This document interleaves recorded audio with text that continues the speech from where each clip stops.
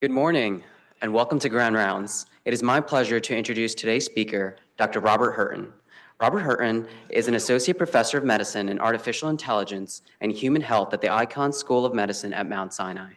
He is the clinical director of the Hasso-Plattner Institute for Digital Health at Mount Sinai and the director of the Digital Discovery Program at Mount Sinai. He completed medicine residency at Albert Einstein College of Medicine and GI fellowship at Northwell Health. He subsequently received specialized training in the care of patients with complex inflammatory bowel disease as the Daniel and Jane President Andrew Levison Advanced IBD Fellow at Mount Sinai before joining the Mount Sinai faculty as an IBD attending. He is currently the Associate Fellowship Director for the Advanced IBD Fellowship at Mount Sinai, the Site Director for the Crohn's and Colitis Foundation National Visiting IBD Fellowship, as well as Vice President of the New York Crohn's and Colitis Organization. He has served as a member on multiple national committees in the American College of Gastroenterology and American Gastroenterological Association, as well as on the National Steering Committee for the Milestone Initiative, which leads a nation education curriculum for advanced IBD fellows. Dr. Hirten's research focuses on the use of connected devices and digital technology for the study of health and disease. Leveraging this technology, he leads wearable device studies across patient populations and disease states. His work has resulted in the development of novel machine learning algorithms derived from wearable devices for the prediction of various health and disease endpoints and has been featured by news outlets, including USA Today, CBS News, and Forbes. His research has been supported by the grants that include a Crohn's and Colitis Foundation Career Development Award and a K23 Career Development Award from the NIH. Please join me in welcoming Dr. Hirten for Grand Rounds.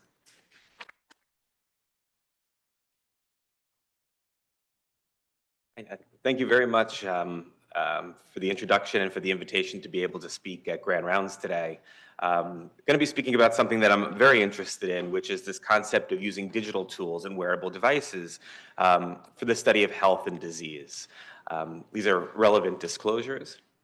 So the objectives of today's talk is to discuss why and how connected technologies can be used as potential tools to improve patient care and patient-centric research. We'll discuss Mount Sinai's digital health research resources and how they could be used to facilitate prospective health studies, and assess how connected technologies can be used to evaluate the physiological metrics of health and disease and how they can be employed in health research. And really, so one of the main goals is really hopefully to excite people in this field of digital health and connected technologies, and really demonstrate some of the tools we have here at Mount Sinai that I hope people can hopefully take advantage of through collaborations and maybe incorporating some of these tools into their own research, utilizing some of the resources we have here. So first, why wearable devices? Well, whether you're caring for patients, you're performing research, one of the issues we have often is longitudinal data about how people are doing over time. And I think about this when I'm caring for patients in our inflammatory bowel disease center. On average, I'll see a patient, say, for 1 hour a year, say 2 or 3 20-minute visits. And in between these visits, I'm getting messages from them, my charts, a few laboratory results that come in. And it's from these little data points that you're trying to piece together a complex individual with sometimes very complex conditions. And we're trying to be able to connect these dots to understand what's going on. So how can we do better? How can we sort of connect these dots in time from individuals to give us this really rich, complete picture of how people are doing? And this is in both clinical care, but also in research, where we're trying to understand how individuals are doing over time. Well, to do this, we need something that's dynamic, granular, longitudinal, that's able to sort of fill in these dots, these data gaps, to give us this kind of rich understanding about how individuals are. And this is where this idea of wearables come into. And if we think about it, probably about 20% of people in this room have a wearable, if you look at the national averages of how many people use or have used them. And we use it for multiple reasons. They look kind of cool, they're fun to use, you could track your fitness, your sleep with it.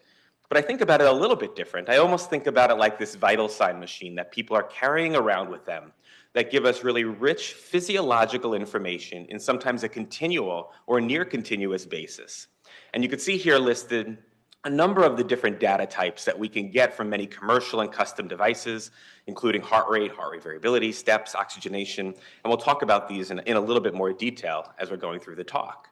Now, over the last several years, there's been increasing interest in digital health and in wearables. And in fact, the New England Journal of Medicine has a new series now focusing on AI, digital technologies. And there's actually been a series of wearable articles that have come out as well describing this technology. But if we look back to 2019, there was sort of this landmark study in the New England Journal, at least in the digital health field, that was published, demonstrating that Apple's Apple Watch algorithm, which can detect atrial fibrillation, did pretty well. And in this large study, they compared it to EKG tracings, EKG patches that were sent to individuals to confirm that what the Apple Watches were saying, which is that individuals were going into atrial fibrillation. And in fact, just the last few weeks ago, the FDA actually qualified Apple's AFib algorithms for its use in clinical trials and clinical studies, really marking an advent of really where these commercial devices are sort of taking on this turn to being perhaps being able to be used more for the study of health. Beyond that, we see other devices that have already made impacts from the research that's been done. This is a really cool device. This is the Empatica Embrace device. Empatica is really focused on epilepsy, and many people with epilepsy have poorly controlled seizures. What's interesting about this device is that it has an actigraphy, an actigraph within it, and it also can measure electrodermal activity, which is the electrical conductance in your skin, which is an indirect measure of autonomic nervous system function. And from this, they're able to predict and identify when individuals are having seizures, then automatically notify that individual as well as their loved ones that the person is having a seizure to sort of give some assurance that people know that perhaps you're having this event that's occurring. Beyond that, and just last touching on some of these areas where wearables have sort of made this transition from research into management and helping of patients, we see even at Sinai where a lot of remote monitoring is done in some areas, particularly in diabetes, where the continuous measure of glucose has made significant impacts on the management of diabetes, blood pressure monitoring, heart failure monitoring through connected scales, and then cardiac monitoring through patch wearable devices. So I'm hoping in this first section I've kind of said, okay, why would we want to be thinking about wearables in health and disease?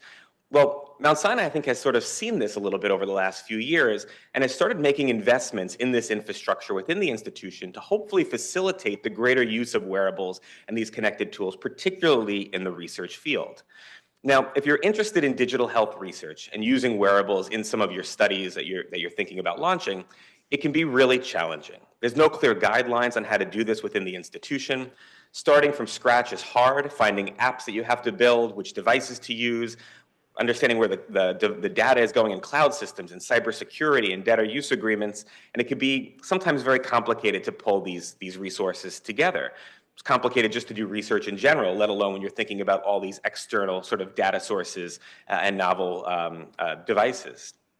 Furthermore, you have to think about all the parties that are involved when you're doing research, not only at Mount Sinai, like MSIP and the cybersecurity groups, but these external companies, as I mentioned, and software developers. And furthermore, then you have to recruit patients, and you're pulling in large volumes of data through these devices and apps, which then have to be managed and analyzed. So it can be very challenging. And Mount Sinai was, I think, very forward-thinking in this. In 2019, launched something called the Hasso-Plattner Institute for Digital Health.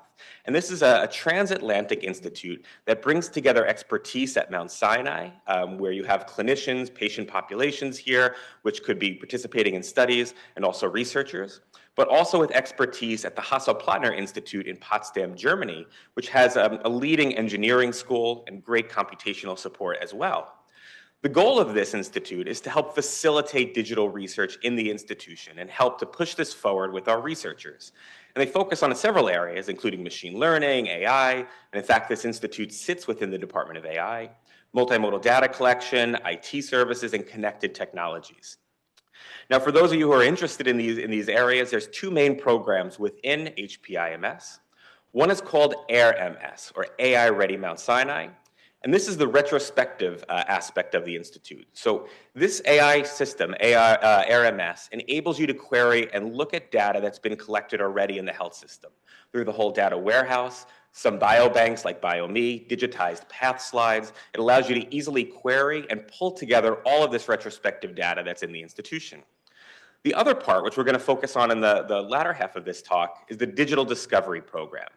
And this is a comprehensive digital health research program that's patient-centric and performs prospective digital health studies that uses wearables, mobile devices, sensor technologies to perform these large-scale prospective digital works.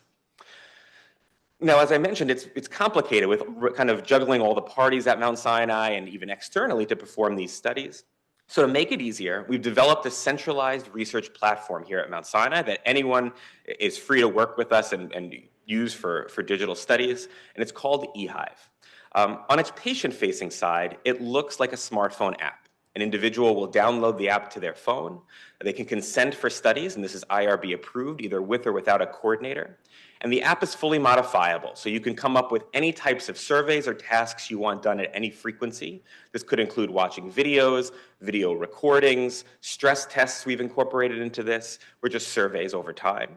In addition, it can connect with any type of connected technology. And we integrate wearable devices, environmental sensors, whatever the person's study needs over time. And to be able to really perform these very nice, hopeful prospective studies. But importantly, it also integrates with Epic, and you can pull all the electronic health record data that pertains to your study as well into this ecosystem. So within the Mount Sinai cloud, then, you can get subjective patient-reported outcome measures, objective physiologic data, like patient report from these devices, and then electronic health record data as well, to have a really clean data set that could then be analyzed for the study of your whatever question you're looking at. What's nice about this as well is it has automated compliance monitoring. So it can monitor all the patients who you have in your study at various compliance thresholds. And if people are not compliant, for example, in the study, it sends them a notification on their phone or a custom email to re-engage them. It also can notify your study team that people are not participating or certain participants aren't. And then it can help your coordinators or your study staff re-engage and bring them back into the study. But also it can help with recruitment. It can send out bulk emails, hundreds or thousands of emails at a time to individuals to notify them about studies, and also can do this within Epic. It can send out MyChart messages to patient populations that meet criteria for your study, say based on ICD-10 codes, to recruit them, to try to help engagement, and also notify patients within the Mount Sinai community about different studies you might have. And this can result in, hopefully, very rich data collections and high compliance rates in studies that people are doing. And this is just an overview, for example, of some of the different devices and external monitors that we could bring data into this ecosystem. Though this can be expanded, if anyone is interested in trying to incorporate a different type of a device, we can build that and bring it in as well to Mount Sinai. And this is something that I'm hoping also through this talk spurs interest as well in the group. We've performed about 20 studies now throughout the health system in areas ranging from orthopedics to addiction medicine to OBGYN to rheumatology, neurology, to multiple different groups in the health system that are interested in employing these types of tools. And we very much enjoy helping to kind of design and build these studies to make sure researchers can get the most out of this as they're trying to bring in these types of connected technologies. Over the last couple of years, we've been able to collect over 100 million wearable-based data points. You can see some of them listed here, as well as over 133,000 surveys. I'm really trying to develop this robust system that can facilitate research throughout the health system and even externally with groups that are interested in this idea. And very importantly, if your research is interested in going beyond Mount Sinai externally, we opened our app up to the public. And in fact, for certain studies, if you request that, you can let anyone in the United States download the app. And we have users across 36 states who have participated in much of this work. So how can we use these tools? And I'm hoping I've excited some of you to say, all right, we have this great digital research ecosystem. It's open to anyone in the Mount Sinai community who could take advantage of it. But how are some of the novel ways that researchers in the Mount Sinai health system have sort of employed these tools to study disease states that we might not traditionally think about? And I'm going to just over the next 10 or 15 minutes go through some of these ways to hopefully give us some insight into maybe what's possible in this kind of growing field of digital health and connected technology. One thing that's very interesting about many of the wearables that are out there, including commercially available ones like the Apple Watch, Fitbit, and Oura Ring, is they are able to measure indirectly autonomic nervous system activity.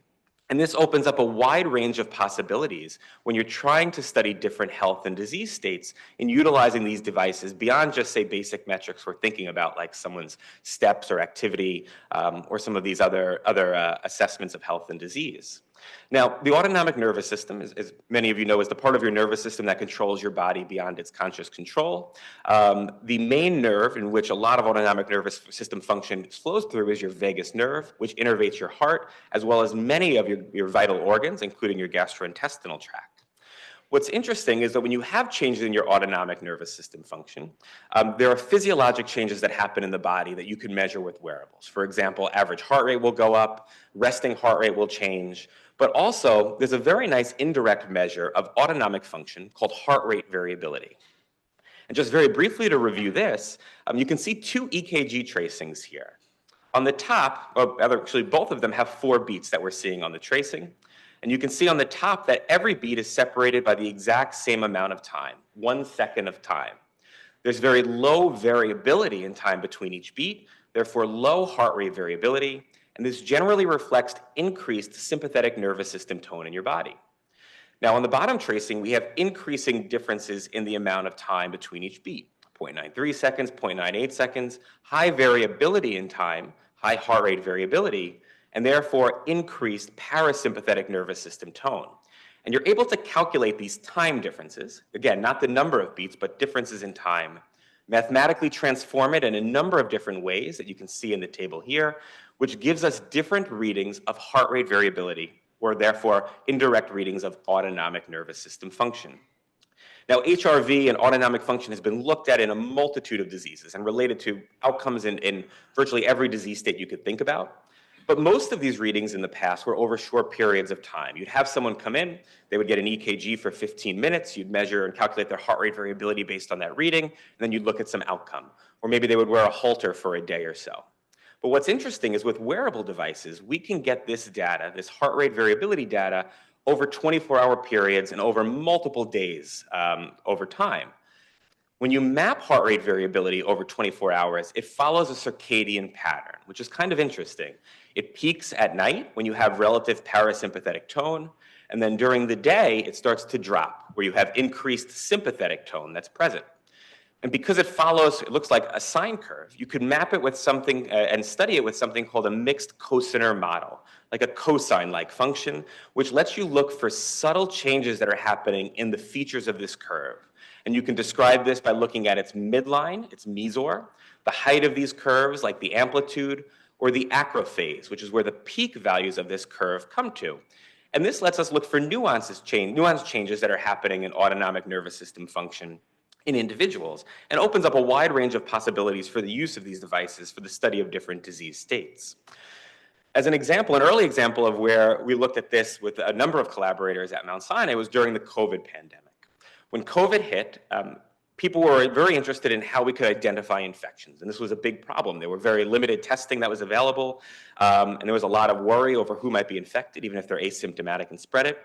So we had launched a study early in the pandemic called Warrior Watch, kind of a funny name, where the goal was to see if we could predict COVID infections or identify COVID infections using these wearables, capitalizing on these tools, which I had mentioned earlier on, to get this physiologic data about how individuals are doing.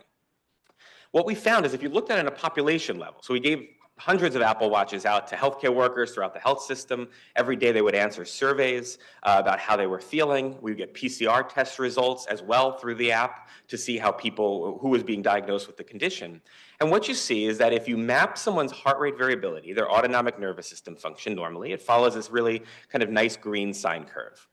The week before they're diagnosed with COVID, before their PCR test is positive, whether they have symptoms or not, you see a marked compression of the curve that occurs. It follows this red line that you see here, and it's shifting down. And what this represents is this kind of regulation of autonomic nervous system function and increased sympathetic nervous system tone as this curve shifts downward and we see increased sympathetic activity.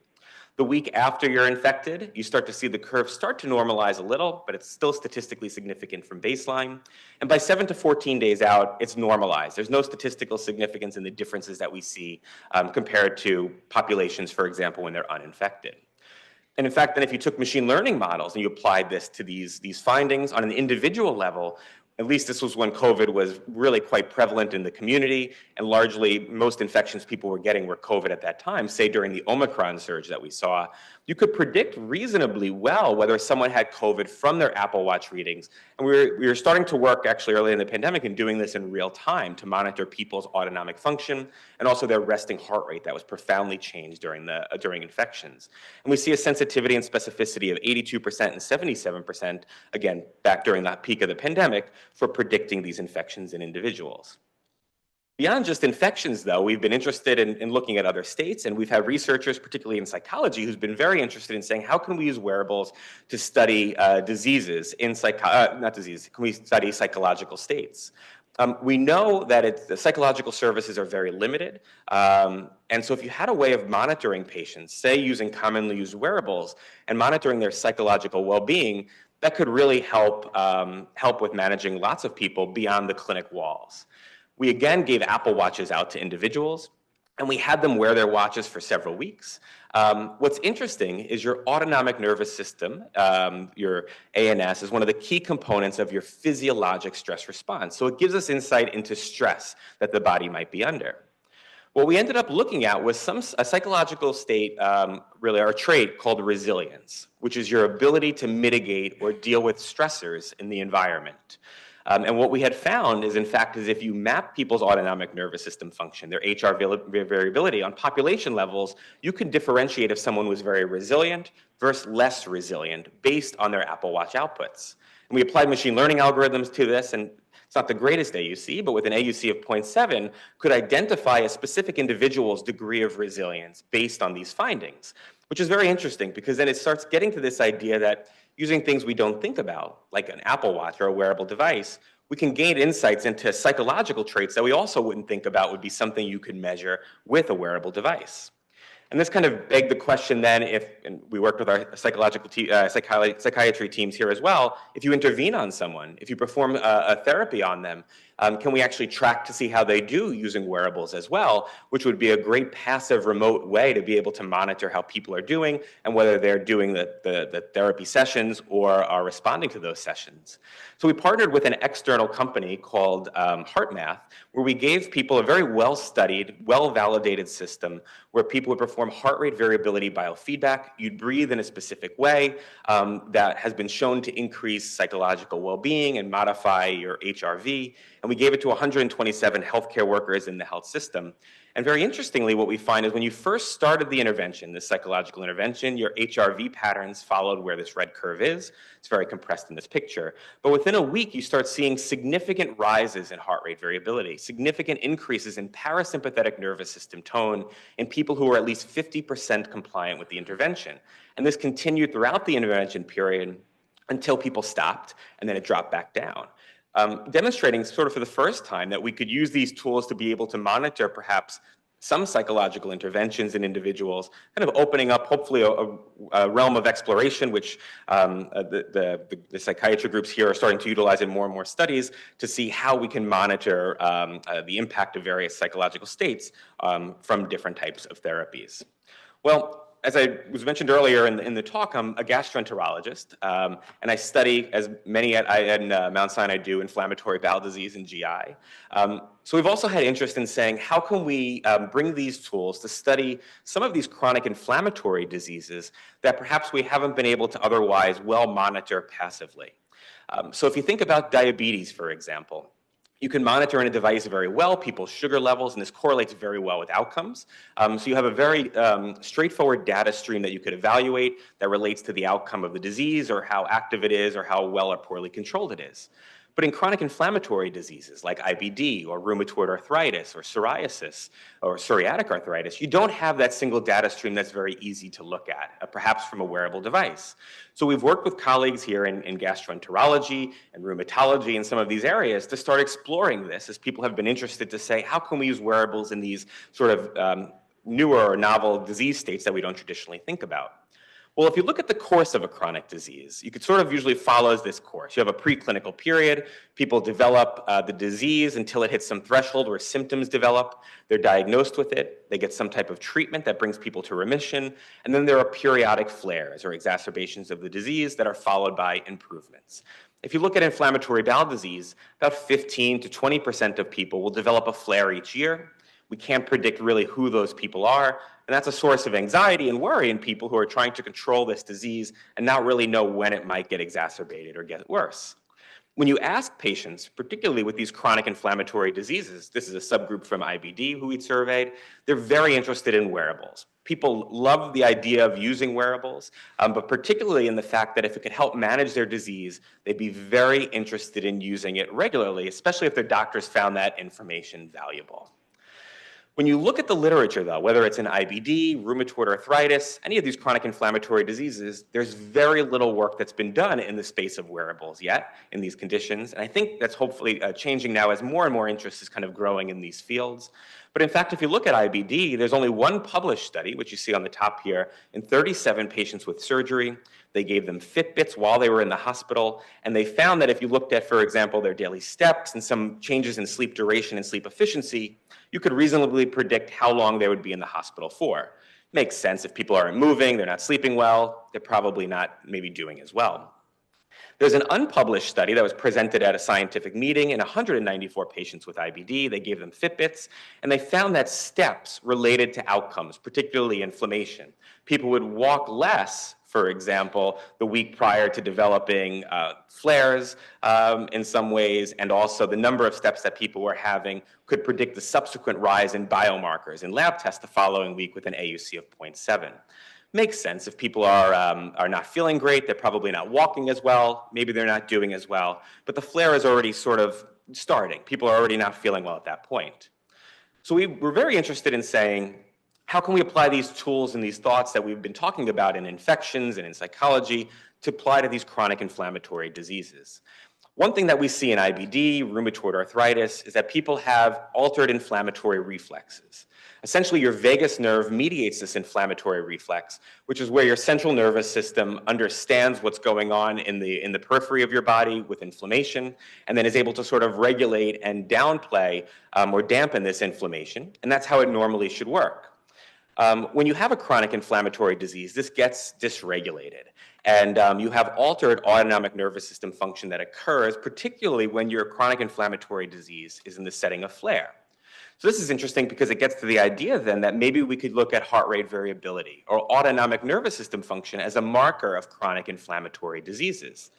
Our group in our IBD center performed this small pilot study in 15 people where we looked at 4 ways of representing heart rate variability, and we found that longitudinally it related to symptom scores as well as markers of inflammation, whether your stool markers like calprotectin or blood markers like CRP, demonstrating this relationship between monitoring these parameters and your disease activity. Also, and this is in a very small number of people, this is 15 people, we found that your heart rate variability changed from baseline 108 days before you developed symptoms and over 60 days, so over 2 months before your inflammation markers rose in your colon or in your blood, meaning your CRP or your calprotectin. And this prompted our group in the Hasso-Plattner Institute, as well as with researchers here at Mount Sinai in our IBD center, but also in other chronic disease states like rheumatoid arthritis, to start launching several national studies where we enrolled anyone in the country with various chronic inflammatory diseases. They could download the eHive app, start contributing symptom data each day, upload laboratory values as well, and give us wearable data as well to start looking into how the relationship between these metrics might play out.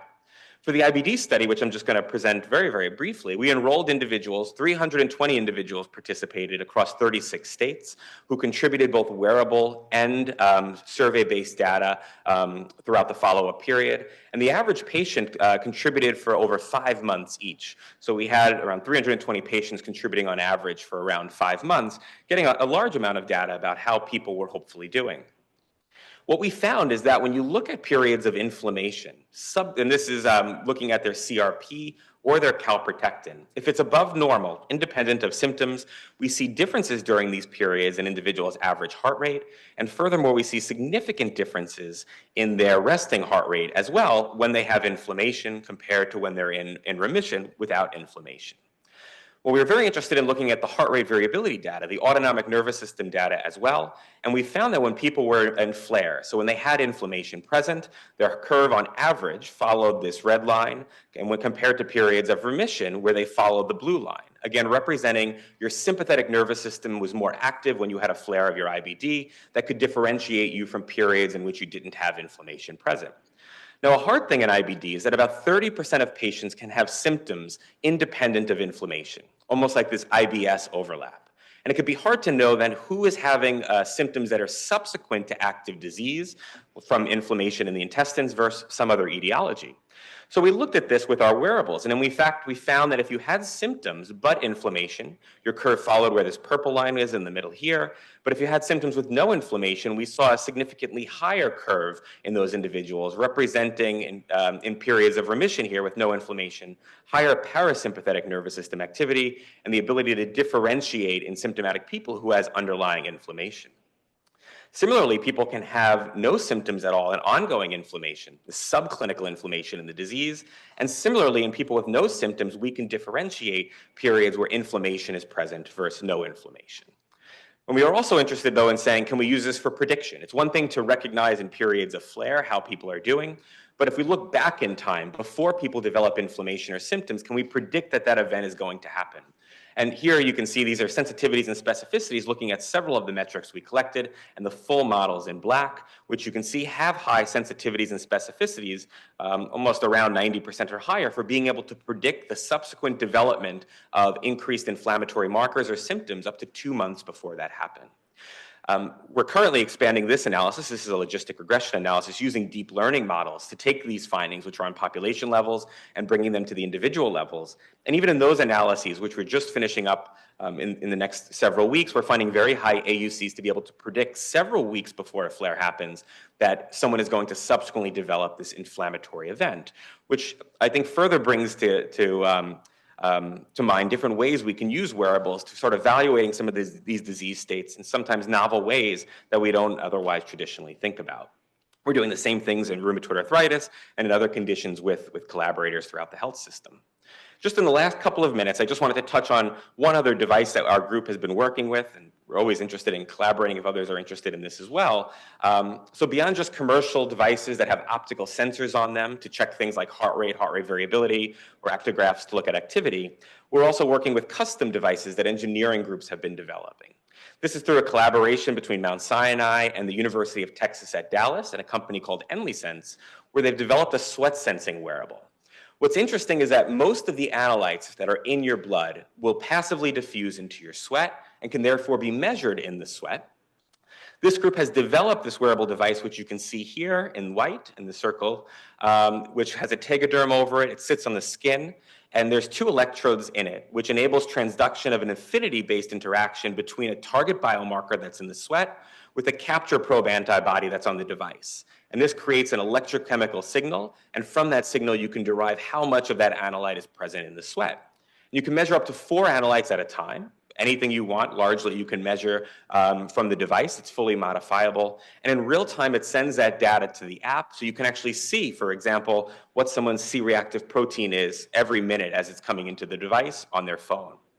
We did this, like have done a lot of these things in inflammatory diseases, including IBD, and we found that there were relationships between blood and sweat CRP and IL-1, as well as tumor necrosis factor alpha. These are important cytokines in IBD. And in fact, if you look at the bottom tracing, which is interesting, each patient with IBD we followed, you could see the tracing of their TNF alpha with these red lines. Healthy controls, the tracings of their TNF alpha in the sweat are in these blue lines. And in fact, if you average the 2 groups, you can differentiate people or populations with IBD compared to healthy cohorts using these sweat measurements. This study was just over several days, up to 5 days, though we're performing larger studies now following people for up to 30 days with the device. This brings up a litany of possibilities as well, whether you are studying the field of psychology and you want to look at cortisol levels or any other metric you could think of in the sweat. This opens up a wide range of possibilities for being able to study disease and also for monitoring patients. That brings us to the end of the talk, which really I'd like to conclude by just kind of reviewing how digital studies, it can be complicated, it can be hard to coordinate the multiple groups and data streams, but Mount Sinai has, I think, made a significant investment, as we mentioned, in the Hasso-Plattner Institute for Digital Health to really help facilitate this type of research and to take some of the difficulties out of performing it with the groups in the Hasso-Plattner Institute able to help facilitate any of your research in digital health that you might be interested in performing. Digital tools can be used to engage with research participants to collect high-volume subjective and physiological data. And Mount Sinai is one of the few institutions in the country that has this centralized digital research platform, which I mentioned, integrated as well with our EHR to help support studies across the health system. So I hope pique some people's interest in digital health and also in wearable devices. And if anyone is interested in working in these spaces, we encourage you to reach out to our institute to discuss possible collaborations or project ideas. So thank you very much, and thank you for the invitation to talk again. Is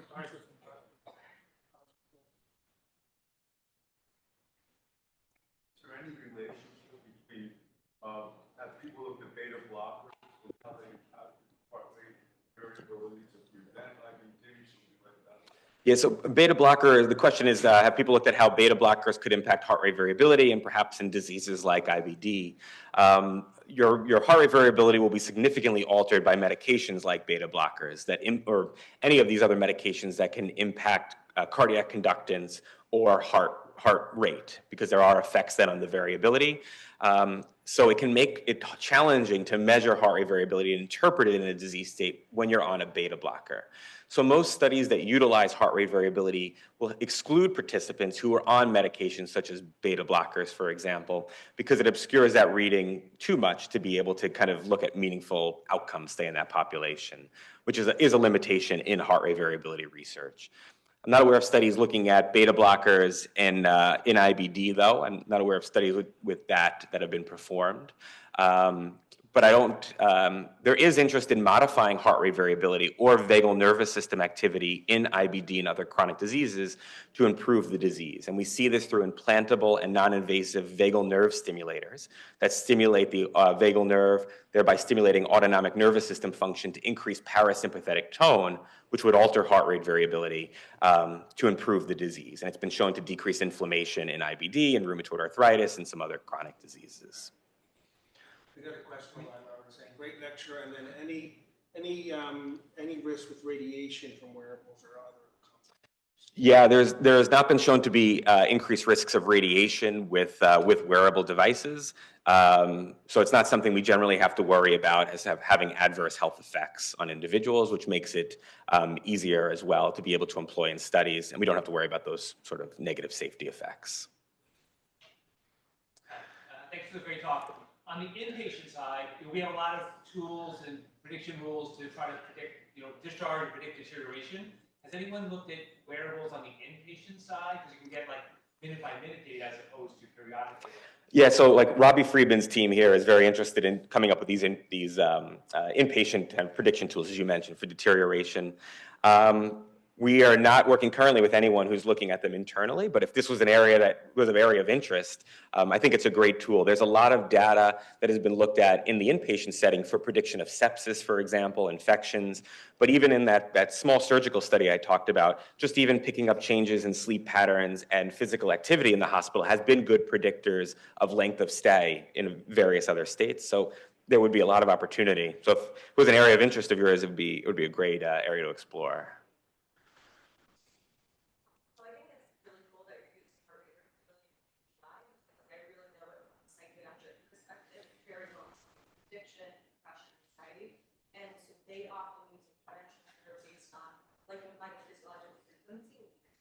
Yeah. And I thought it was cool that you showed that, many of your patients are existing in this high state inflammation without flare. So has it been discussed that because they also coexist, because like they benefit from that? Is that amazing? Yeah, so in our Inflammatory Bowel Disease Center, Lori Kiefer here, who's a health psychologist, she's come up with a program called the GRIT program, which is it's a resilience building program. And they've shown with their program that you have objective improvements in disease outcomes. So lower hospitalization rates, steroid use, all these kind of bad things we want to avoid in the disease. So that hasn't, I don't think she's studied or looked into the specific mechanism of it, but it very much gets to this idea if you build resilience, much like that HRV program we use is a resilience building program. You modify autonomic activity, which probably or could dampen inflammatory activity. Just like we see with these vagal nerve stimulators. You're stimulating the nervous system in a different way with, say, electrical stimulation compared to breathing at a resonance frequency to change your vagal output.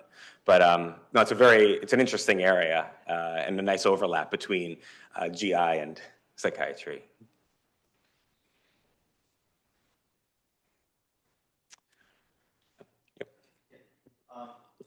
When you're using these clinical applications and analyzing this data, and you're using like deep learning algorithms to extrapolate it to the individual, are you running into the problem where you don't really have good algorithms? Yeah. And if so, how do you see that applied in clinical decision-making process? So it's a good question. So this brings the idea of looking at like population level biomarkers and bringing them to the individual. So like in some of our large studies I showed you with these curves, for example, you see population level differences, which are good. It shows a marker differentiates two disease states in the population. But how does that fare when you go to the individual? And then how do you explain some of those findings? So with what we've traditionally done is we've sort of evaluated on a population level these biomarkers, things that make sense at least intuitively to us as they relate to the disease, like heart rate variability, resting heart rate, and disease activity in IBD. And then we've incorporated them into our models using deep learning. So we've incorporated metrics that we can sort of explain. But we've come up with very similar things as you're mentioning. So one thing I didn't touch on much is that we found from our wearable studies in IBD that systemic oxygen levels are a predictor of inflammatory bowel disease flares. And it's not clear why. There are no studies that have shown or looked into systemic oxygenation in chronic, at least as far as I know, in chronic inflammatory diseases. So what's the physiologic mechanism for that? But it works. If you put it into a deep learning model, it works to also help predict it. So I think this opens up a very interesting concept as well with the wearables, is that by measuring so much physiologic data, you can start to uncover perhaps features of diseases that maybe we're not able to see when not having such robust, dense data sets, which is a great area then for further explanation of saying, now we've got these novel findings, we can't explain it. This can become a whole area of further evaluation to figure out why maybe some of these signals are evident. But no, it's a very good question. It's always a problem when you're developing deep learning algorithms. Things can stick out that you can't explain. So similarly, I have the same infectious disease. So one of the things that we've been working on for prevention, we have long-acting injectables, so maybe they're just getting injectable once every 6 months, but the patient would have to still come in to get a viral load test, make sure that they have HIV negative therapy, but not necessarily a soluble measure or something that you can easily measure the viral load with the wearable. But I was like, but how do I find a surrogate, maybe some physiological surrogate that a wearable could pick up that might be an early indicator of new HIV infection? How do you go about that? I wouldn't guess oxygen saturation or heart rate variability, but how do you find correlates with things that aren't easily soluble measured? Yeah, it's a very good question. So the question just is, to repeat it, was if you're looking at, say, an infectious disease state like HIV, and you're interested when people could develop a viral load being positive, how could you go about exploring novel sort of ways of monitoring that with wearables if you don't have a good physiological metric or a surrogate marker? And I think the best explanation I have is to perform some of these pilot studies. So in IBD, we did this as well, 15 people with IBD, and we followed them with our wearable to try to get into this idea, can you even monitor and track disease using some of these markers? Because it hadn't been done, say, longitudinally before. And sometimes things pop out, and I don't know, for example, if your viral load increases, do you see enough physiologic changes that you can pick up very subtle, for example, autonomic or resting heart rate changes that you might not otherwise be able to perceive clinically? For example, some of these changes are very small. You're looking at even just a few beats. But on average, even though you couldn't pick that up in the clinic on, like, say, a pulse ox because it's so subtly different, if you were evaluating someone continually, the machine learning algorithms could see that someone's changes that are occurring right now do differ from their baseline in some way. So it would be interesting to perform small pilot studies looking at that and seeing sort of does something stick out. But that would be the best way to try to look into that outside of having another good surrogate from the literature already that could be a marker of disease activity. The question online, Rob, asking, do you know of any wearables that can predict falls? Yeah, so several wearables have looked at it too. Even Apple Watch has on their watch features that you can turn on to determine if someone has fallen. So the actographs in many of these devices can be quite sensitive. So there are wearables that have looked at fall detection, and in fact, we work with some researchers as well who are also looking at these areas of exploring novel ways of characterizing falls or change in position, which could make a big difference. For example, in hospital settings or in the outpatient setting if you're dealing with a geriatric population. So there are wearables that can look at it, and if that's an area of interest too to explore more, I'd be very happy to talk to people too to help kind of connect them with other groups here looking at that as well. Just quickly, follow up, are there animal models that we can do? I can't infect a patient with HIV, but I could cure for a resistant cat or something like that. Are there animal models that have translatable? Yeah, the question is, are there other animal models available to look at this? I'm not aware. I'm not a basic science or animal research, so I don't know, but we could find that. If you're also were interested in first looking at these states, say like in HIV, and I'm just making this up on the spot, you could look at extremes first to see other physiologic differences. So people who have, say, very active HIV compared to HIV in remission, and then say, where do you see the differences that could then start giving you insights into where to maybe look for more subtle changes in disease state. Yeah, that would work too.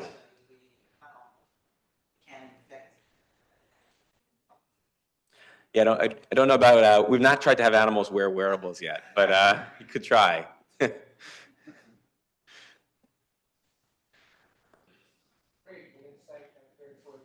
All right, thank you very much.